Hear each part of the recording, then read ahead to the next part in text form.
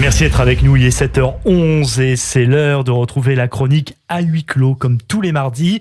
Et cette semaine, c'est avec plaisir que l'on retrouve l'avocate Karen Noblinski. Bonjour Karen. Bonjour Christophe. Le 2 mars 2022, Yvan Colonna est mort 3 semaines après son agression par un détenu radicalisé en prison.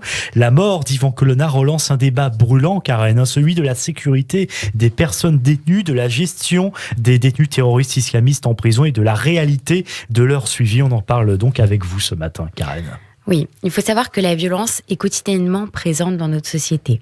Elle est mise en avant à travers des images chocs, des images qui sont diffusées dans les médias, dans les séries télévisées, sur les réseaux sociaux et qui sont destinées à nous distraire.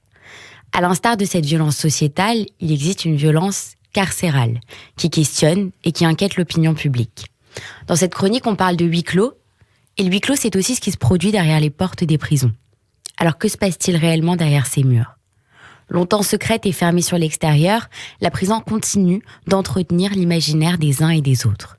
De plus en plus, les prisons sont reléguées à l'extérieur de la ville. C'est un petit peu comme si elles existaient, mais qu'on préférait ne pas les voir et ne pas y être confronté. Violence, indignité des conditions de détention, surpopulation chronique, vétusté, insalubrité et impunité. À ce jour, 35 établissements pénitentiaires ont été considérés comme exposant les personnes détenues à des traitements inhumains ou dégradants par la justice française. Si ces lieux sont par essence vecteurs de violence et de conflits, les mauvaises conditions de détention n'ont de cesse d'accentuer les violences. Alors une question se pose bien sûr, les personnes détenues sont-elles en sécurité en France ? On rappelle quand même que l'État est le garant du bon fonctionnement du milieu carcéral. Exactement. La loi du 22 juin 87 prévoit que l'État doit assurer une protection optimale des détenus placés sous sa responsabilité. C'est une obligation de résultat qui incombe à l'État. Mais en pratique, cette protection, elle peine à être garantie. La violence, c'est une notion indissociable de la prison. Elle se matérialise sous plusieurs formes, à commencer par des rapports de domination entre les personnes privées de liberté. Dans la promenade, au moment des douches, dans des couloirs en angle ou en cellule, ces violences sont dirigées tantôt à l'encontre des détenus les plus vulnérables, ou tout simplement à l'encontre un peu des outsiders, ceux qui font tâche et qui ne présenteraient pas en prison les codes de la détention.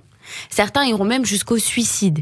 Et c'est souvent à la sortie de détention que ces faits sont dénoncés.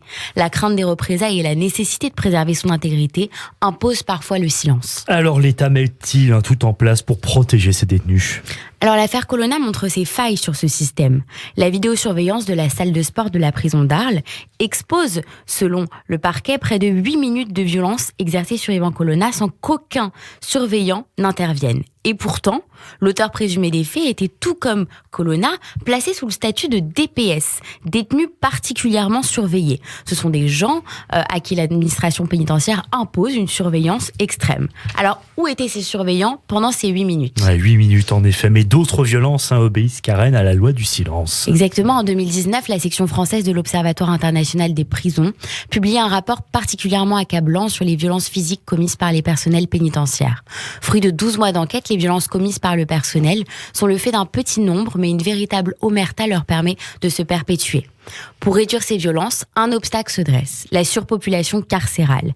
Elle accapare les surveillants dans des activités de maintien de l'ordre, les empêche de prendre le temps finalement de nouer un dialogue et une relation de confiance avec les détenus. Elle empêche la mise à l'abri des personnes menacées et agressées et de séparer certains protagonistes de l'acte violent. Cette surpopulation carcérale était à l'origine de la majorité des violences dans les établissements privatifs de liberté. Et une chose est sûre, c'est que cette surpopulation carcérale est aussi la cause certaine que rares sont ceux que la prison aura rendus meilleurs. Merci beaucoup Karen Noblinski, l'avocate Karen Noblinski, qu'on a le plaisir de retrouver